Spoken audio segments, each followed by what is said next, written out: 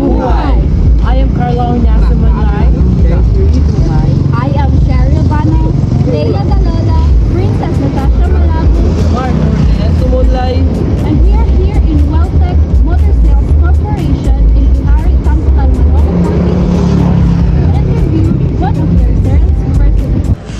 Our team is happy to introduce you Miss Feba May C. Coyoca from Welltech Motor Sales Corporation. So, hi ma'am, good morning. Yes, good morning. We have some questions to ask. So, first question ma'am is, can you share your background and how you started in sales and how long have you been in this field? First of all, great life, good morning.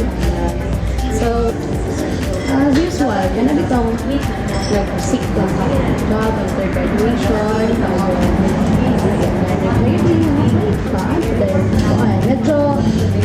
medyo lisod di ako nito nung sunod ko. Dili magod sa siya, iwan niya, dali na yung mga pagkakagawa. And especially fresh graduate, so need din siya kasagaran ng mga experience. So, and nag-start ko pagka-sales is hilig mo ito mabalik ko. So, student pa lang ko. So, second question ma'am is, what drew you to sales and what keeps you motivated? So, hindi na lang daan mo dyan ang gusto ka.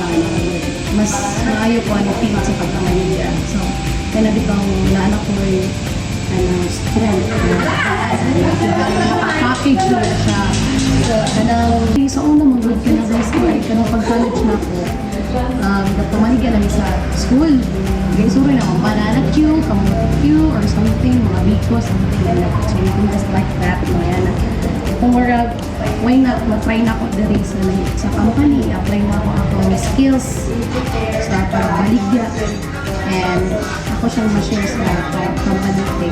My motivation po is ako mga anak. I have 2 kids already. I'm a single mom and then need na kasi na buhay or at the same time nag-gospel ako. How do you identify and meet the needs of potential customers? Siguro first mag-work nila yung mga customer. So, once yung may ganyan sa customer,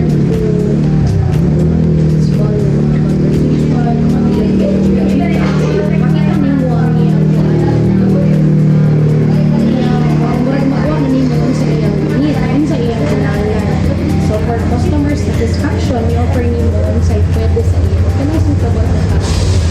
Like, magkaroon na nimo sa conversation sa nila kasi customer is need niya din na product, need niya din na item para masatisfy siya.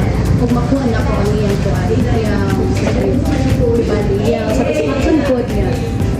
Okay, sakto akong na-offer, sakto akong gihatag sa iyo na product sa moto, si customer, kurso po siya mag-apply or mag-purchase ng mga item. Nagalungan siya, sakto akong i-offer sa iyo. Yan, sakto mag-offer na din sa iyang gusto or hindi na sa isang product. So, offer na yun sa interesting pag-apan sa iyo. Gusto na ko na siya. Can you give an example of successful sales strategy that you use? Sa karoon, ang gina-prefer niya sa marketing strategy is through social media. Kaya mas nagan man din talaga sa social media. Connect sa nakakonvince ka ako sa walk-ins, pero di good siya. Mas tagnan ako sa social media. Edad or slightly poster or something. So we do TikTok, live selling, and post sa mga Facebook na mga page. So namin page din, pwede rin mag-post sa customer nito. Pwede rin magdawat ng applications online. Kaya cater naman sila. Malikod sa walk-in. So ani karon applications online para mas malas ang hassle sa customer. Aside from that,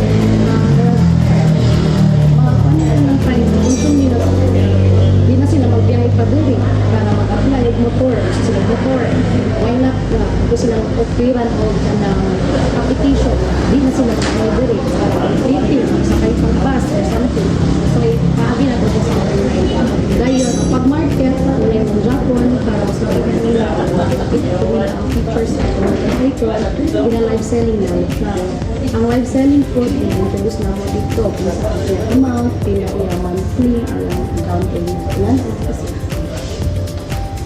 What are the common challenges that you face and how would you address them? ang pinaka-common na magdudugan is customers na di man po dahil dyan na maglagot sila or mapilit ilang ulo, especially ube at mga plate numbers or everything. Inahandal naman sila by listening to them very carefully. Kanang maminaw lang po sa ilang gipangyaw-yaw na kaminaw lang natulog sila. Then ako din silang tubagon in a good way. Nga dili sila ma-open, dili po sila malain. Pag i-address na to, sakto na wala bitoy dili sakit sa heart nila nga dawaton atong respond. Like ginahatag nato sa ila atong kibali. Katagan nato sila og storya or statement na makakuha na po sila na po naka-realize na ilang actions na dili maong ipakita previously is ay sorry kay ma'am or something. Hanap di mag-sorry or basta kita po sales, kami po sales, dawaton nila basta kay dili lang namo sila tumpangan. Ano lang, dili tumpangan. Paminawan sila, istoryahan sila sakto. Pag maminaw, maayaw dili. Maayaw regret. Ano lang, ito lang silang addressan ng maayaw para walay dagang sa percentage. How do you handle rejection or difficult clients? Dili siya dito so galit. Nagawat mo talaga pang reject ka sa customer. Labi na sa client is very dito, qualified ka ayaw si client na imong customer pero gano'n lang kung sa imong offer disappoint mo siya something like that, sa ma-reject yung offer ka, syempre masakit ka, masayangan ka but at the same time at least di ko gibuhat ni mo imo part as a sales representative nagbaligya ka imo nag-ano time entertaining mo yung mga pangutana dayon whatever lubahan man niya or dili is gihatag ni mo sa iyong mga especially sa mga details sa atong product Can you share a particularly challenging experience in your sales? And what's the lesson you learned from that experience? So, dapat nito sa time naman. Kasi sales representative, kaganda ko niya kaganda ko niya trabaho na makatang ka sa pressure like mag-submit on time na mga dated na journals, journal na niya and dated na inquiries sa akong Facebook page dapat ma-replyan. Kung sa orasan nag-inquire, dapat anak ko na kayo mag-respond. So, anak pa na, ginagmay na siya, pero sana na-pressure sa inyo. Dili siya inyo na kanang dito sa income. Hinay-hinay rin pa. Then, kung matigom na siya sa gusto especially na ay mga lain-lain mga sitwasyon rin now. Na mga time na iligid na mo ma-perform ang task. So, ang naitabo, na-pressure mo.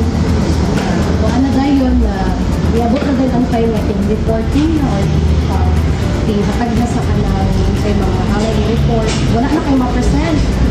So, ang naitabo, ang naging sa alanganin, ang na mismo, pakuyo na rin kabuhan, kulangan na yung update, wala na maka-reply, so anak ka. Iabot din sa mga nauna, mag-resign ako. Ako'y nag-resign, anak. Yan mga common na mga rason, mga marason. pero dili lang. Ginakuan lang na mo siya. Na kuan na is dapat yun kung nakakay vacant na time huwag mahimo, buhatag ito mga pending yun. Kaya mabot ang time na ting collect na, gather na sa tanan data sa pinangan sa ating mga managers na kayo ma-present o dili na ka mag-cramming dili na bito dili na ka ma-pressure, wala na pressure imo naman gibuhat imong trabaho on time. So overall, what is the most valuable you learned in your sales training? Sa ako is having a good relationship with your co-workers kanang mga colleagues din kanang mas maayo mga good na maayo inyo specific sa inyong ginabahuan kay murag maganahan na kagtrabaho sa inyong gabuhabon kay kana itong feeling na si kanang closely mo si kauban ni mga isa or kanang in good terms mo atong isa ana kay mas flawless ang transaction tanan, especially sa amo need gid na mo nga in good terms with them kay connected me sa tanan transactions. So need na mo si tuan, si mechanic, sa amo ang field, need na mo si mechanic, need na mo si transistor, si keeper, si CI, so dapat yun kung sa atong batasan sa balay, bilin na to ana lang. So what skills are essential for success in sales, ma'am? Diri sa amo ang ginapractice na mo ang pagka-release. So as you can see na, ang altar nga gamay. So among trabaho diri, na-offer na mo everyday sa atong ginoo. Na-offer na to siya para mahimong aside from kanang mga failure, at least na guidance ni Lord. Eh, kung di naman natin sabihin mo talaga trabaho, diligid siya may possible, no? So, dili na pakalimutan kayo si Lord. How should the aspiring salespeople prepare for career in this field? Para sa mga aspiring no, mga sales people. So, una-una dapat as mo pasensya. Kung wala mo'y pasensya, maglagot mo dito, wala jud may padulungan, wala jud may customer. And isa pa sa dapat namoy ka lang. Namoy, isa gamay lang gud nga guts bitaw nga makig-interact sa tao na in a good way po. Dapat prepare ka na kini si customer na posible ni mo entertain is wala ka kabalog sa iyang background, so dapat yun, ikaw mismo kung sa manggaling mga isa kung sa mga storya inabay niya sa imo ang dapat mo sa imo regarding nga na yung inabalik niya dawatan na dapat na kay acceptance job po, then good communication skills para mas maayo ang remote kuhan, mas maayo ang impact sa imo dito sa customer na mag-acquire. Especially this is motorcycle company man. So we have different types of motorcycles. So dapat imo ma-explain kung unsay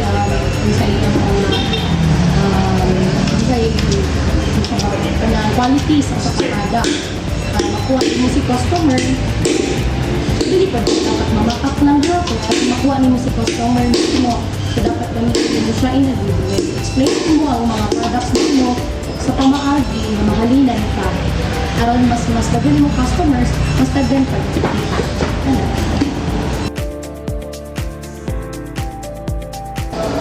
My takeaways from the interview with Ms. Feva May Sikuyoka is that it is very important to remember the value of adaptability because every customer is different. So a successful salesperson adapt their approach to fit individuals, and flexibility helps them to engage various personalities and circumstances. My takeaways from the interview with Ma'am Fevami Sikuyoka is that confidence and enthusiasm. Believing in what you sell is effective. Confidence and enthusiasm can drive customer interest and influence their decision to buy. My takeaways from the interview with a salesperson was very enlightening and has a learning experience. The salespersons gave me the new perspectives in life and exposed a different face of reality. I learned from Ms. Feva May Kuyoka experiences and life events that you should always take the life in a positive way and face the challenges with courage. My takeaways from the interview with Ma'am May Sikuyoka is that being a salesperson should develop essential skills just like communication, persuasion, and resilience and problem solving, because this can be valuable in all aspects for being a salesperson. My takeaways from the interview with Ma'am Feva May Sikuyoka is that build trust. A good salesperson establishes trust with potential customers. People are more likely to buy from those they feel are reliable and authentic. My takeaways from the interview with Ms. Feva May Sikuyoka is listen more, talk less, listen to the customers needs and concern is more important than giving and lightly selfish and also do your best at all time.